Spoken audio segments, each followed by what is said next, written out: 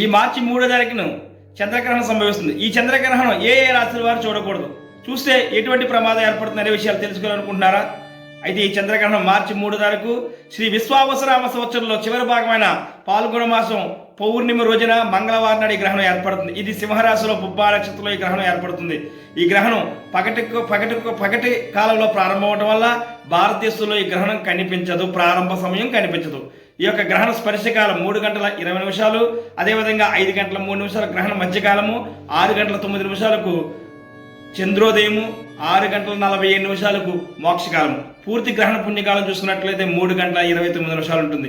మరి ఈ యొక్క గ్రహణాన్ని కర్కాటకం, సింహం, కన్య, కుంభ ఈ రాశుల వారి గ్రహణాన్ని వీక్షించకూడదు.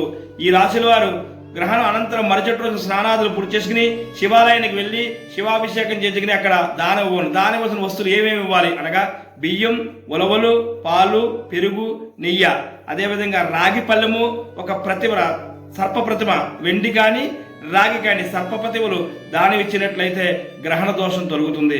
చక్కగా అందరూ కూడా శివారాధన చేసి ఆ పరమేశ్వరు యొక్క అనుగ్రహం చేత ఉన్నతమైన ఫలితాలు పొందాలని తెలియజేస్తున్నాను. ఇట్లు శ్రీ గురుపీఠం, మీ ఐ వెంకటేష్ సిద్ధాంతి. స్వస్తి.